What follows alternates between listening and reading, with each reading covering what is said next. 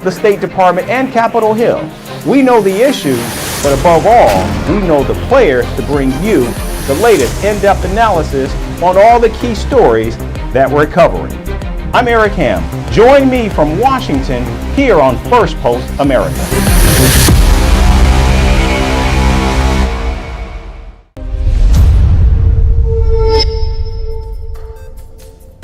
Welcome to Firstpost America. I'm Eric Ham in Washington, D.C. Chinese spies in New York, and Christmas comes early in Venezuela. But before we get to these and other pressing stories, a look at the latest headlines. The U.S. announces criminal charges against Hamas leader Yahya Sinwar and 5 others for planning and carrying out the October 7 terror attack on Israel. The criminal complaint includes conspiracy to murder U.S. nationals and conspiracy to use weapons of mass destruction.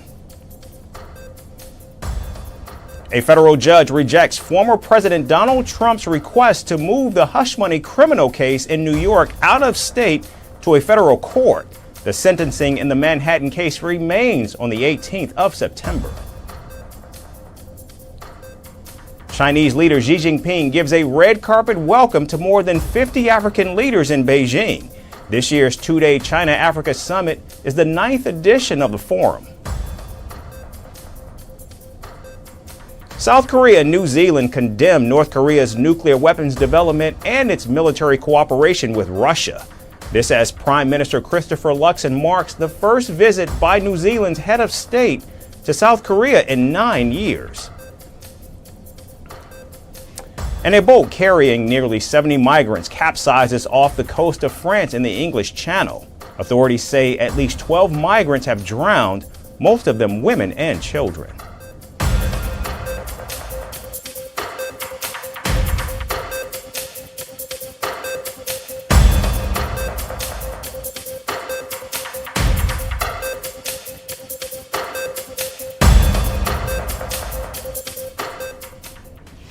We begin in the United States. Billionaire Elon Musk and former independent presidential candidate Robert Kennedy Jr. have made allegations that Vice President Kamala Harris would stifle free speech if elected to the White House. The two figures, who are now backing Donald Trump, shared a video clip from an interview and wrote that Kamala Harris wants to shut down X.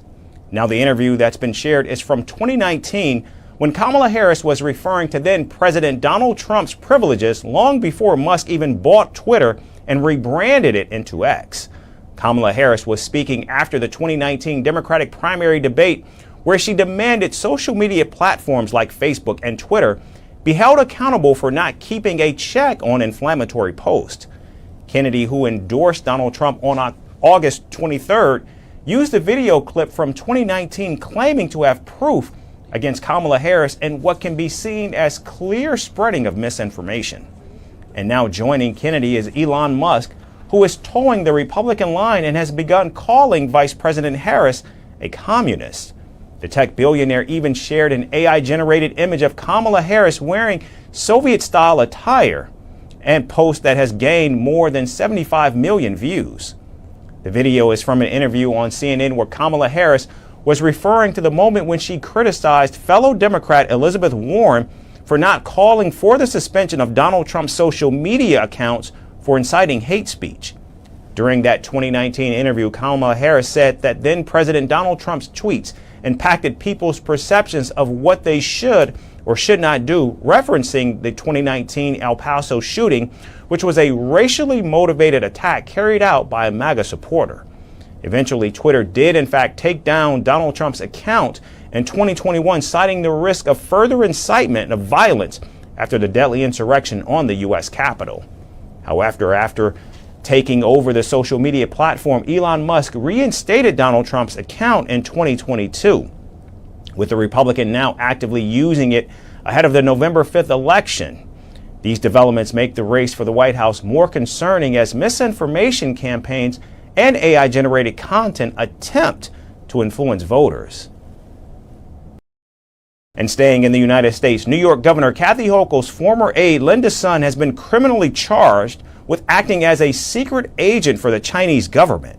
Sun and her husband, Chris Yu, allegedly advanced China's interests in exchange for millions of dollars in compensation and gifts. The 41-year-old held several posts in the state government before rising to the rank of Deputy Chief of Staff for Hochul in 2021. However, she was fired last year after the governor's office discovered her misconduct and reported her to authorities. Federal prosecutors now say while working with the New York government, Sun blocked Taiwanese officials from meeting the governor. She even sought to arrange a visit to China for a high-ranking state official from New York. And in exchange, the Chinese government gave millions of dollars to Hu, who had business activities in China. Prosecutors have also alleged that the husband and wife team used the money to buy a Ferrari as well as property in Long Island and Honolulu worth around $6 million. In fact, Chinese officials even prepared gourmet dishes and delivered them to the home of his son's parents. Sun, originally from China and now a U.S. citizen, worked in state government for 15 years before being fired in March 2023 for misconduct. She is charged with violating the Foreign Agents Registration Act, money laundering, and helping with visa fraud. These actions reportedly gave China influence in New York's government for nearly a decade. Sun and Hu pleaded not guilty in court and were released on bond. Stoically, neither said anything outside the courthouse. Sun is barred from contacting Chinese consulate. Meanwhile, the lawyers for Sun have denied any wrongdoing and called the charges perplexing. These charges are disappointing, that they are the product of an overly aggressive investigation. Excuse me. And we are looking forward to exercising our right to a speedy trial and addressing these accusations in the forum where it's most appropriate, which is a court of law. Thank you. The latest case is part of a broader crackdown by the U.S. Justice Department to root out secret agents working for China and Russia. And if the allegations against Sun and Hu are found to be true, it would mean the Chinese government was able to gain access to the highest levels of New York government for nearly a decade. And now moving to Ukraine, a Russian airstrike targeted a military institute in Ukraine's Poltava city, killing at least 51 people and wounding nearly 300. The attack reportedly occurred when Ukrainian cadets had gathered for a military parade at the institute. President Volodymyr Zelensky has launched a probe into the incident and announced a major shakeup of the cabinet. Several politicians have questioned the Ukraine's military leadership, accusing it of endangering the lives of soldiers. Here's our report with more. Ukraine saw one of its deadliest mornings on Tuesday after a Russian airstrike killed at least 51 people and wounded hundreds. Two ballistic missiles targeted a military training institute and a hospital in Ukraine's central town of Poltava, which is located over 300 kilometers east of capital Kiev. Photographs showed several dead bodies on the ground covered in debris and dust, with a badly damaged building right behind them. The strike hit the military institute so hard that even the windows of nearby houses were blown out due to its impact. Eyewitnesses said the air raid alarm sounded just 2 minutes before the attack, leaving people almost no time to reach bomb shelters. In his nightly address, Ukrainian President Volodymyr Zelensky said rescue operations were still underway to find over a dozen people still thought to be trapped under the rubble. First and foremost, regarding the tragedy in Poltava, rescue operations are still ongoing. Debris is being cleared. All services are involved. As of now, the number of injured stands at 271. Everyone is receiving the necessary assistance. It is known that there are people under the rubble of the destroyed building. Everything is being done to save as many lives as possible. According to the information available at this time, this Russian strike has killed 51 people.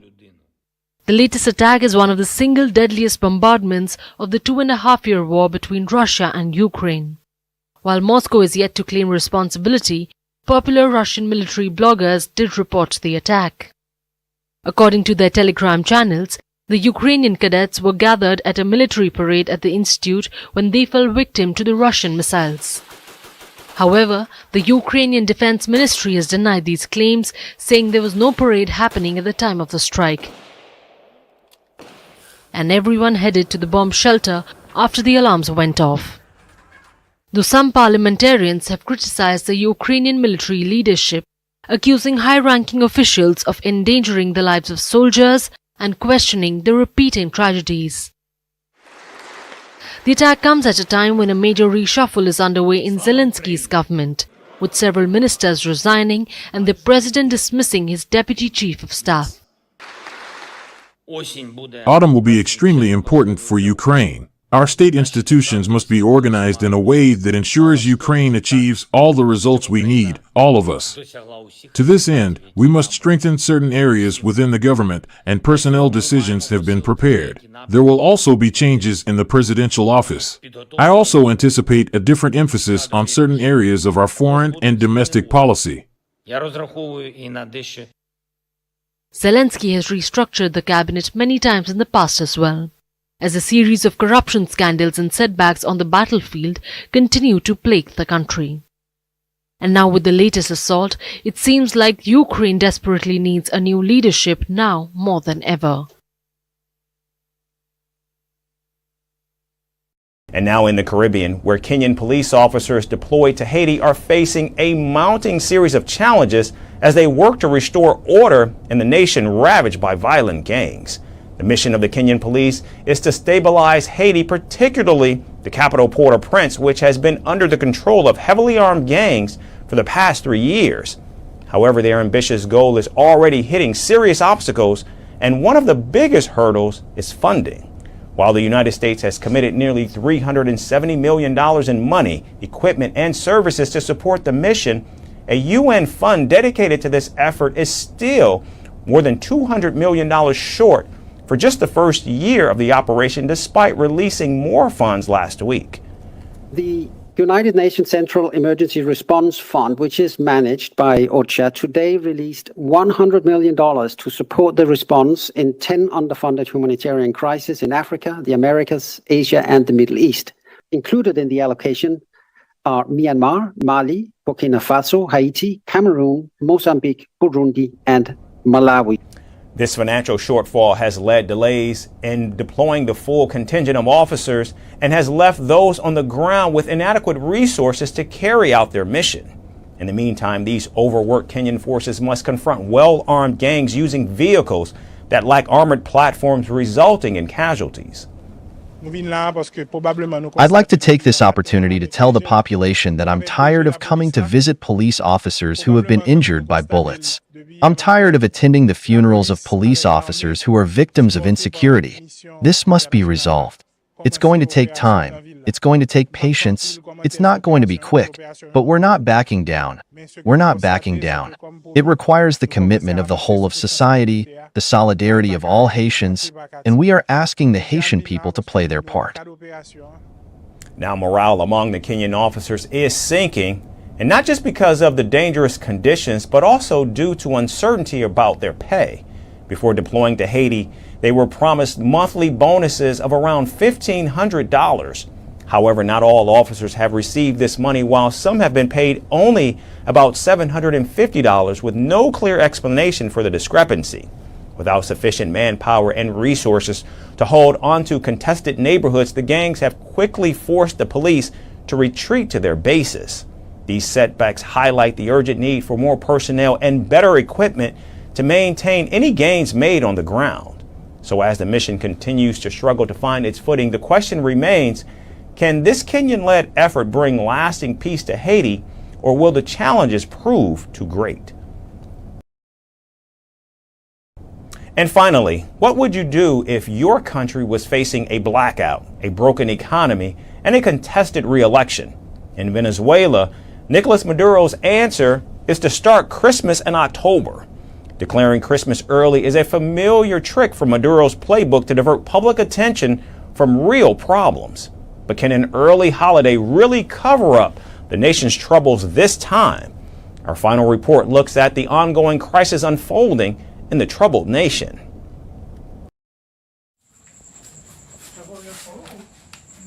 In the midst of a nationwide blackout, an economy in shambles, and the aftermath of a widely contested presidential election, Venezuela finds itself at a crossroads. The nation is divided, with millions questioning the legitimacy of President Nicolas Maduro's claim to victory in July's election. But despite mounting pressure from the international community and ongoing protests from the opposition, Maduro remains defiant, with his grip on power tightening with each passing day. It is legally and scientifically established that the president elected by the people of Venezuela is Nicolas Maduro Moros. We are in crucial days, and we are triumphing in these crucial days.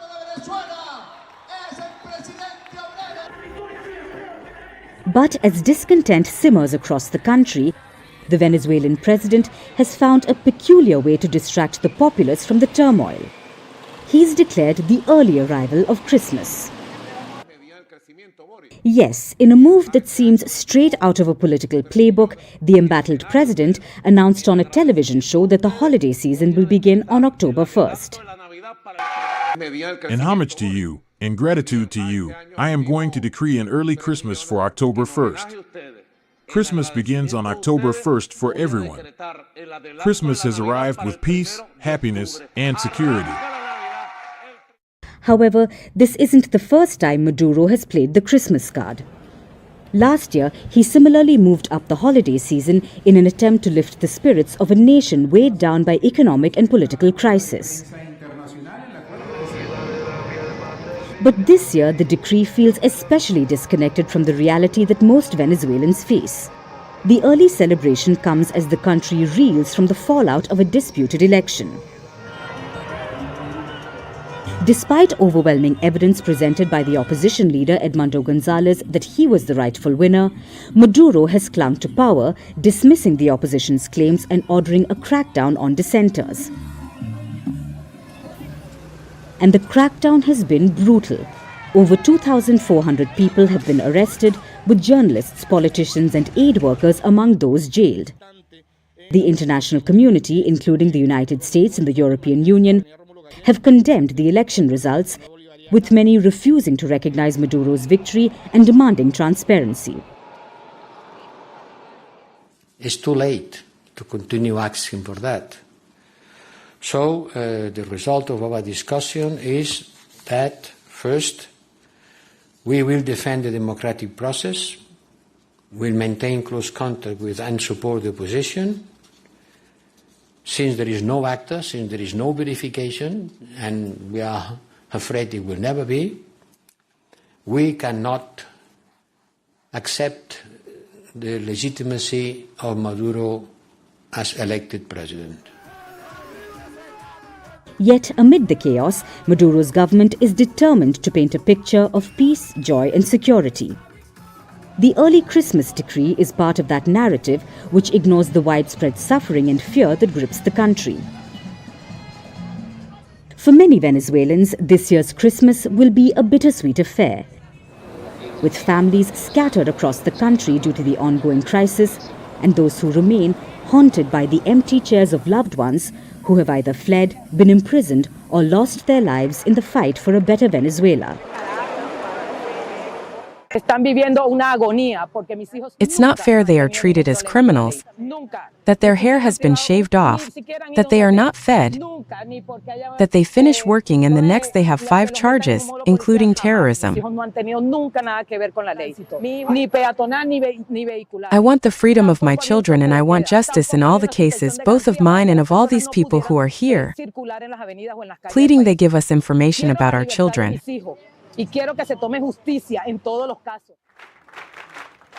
So as the holiday season approaches, Maduro's early Christmas might bring momentary distractions. But for a nation in turmoil, the real gift they seek is freedom, justice, and the hope of a better tomorrow.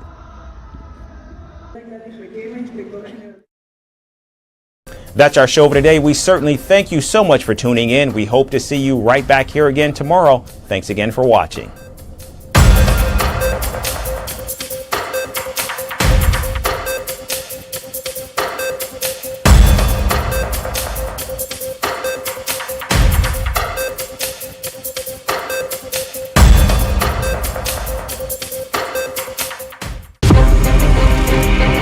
From impeachments to inaugurations, if it's a political story, we are on the scene.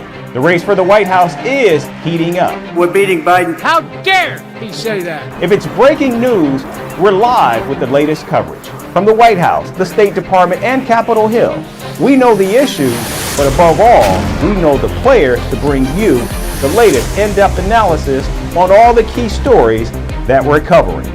I'm Eric Ham. Join me from Washington here on Firstpost America.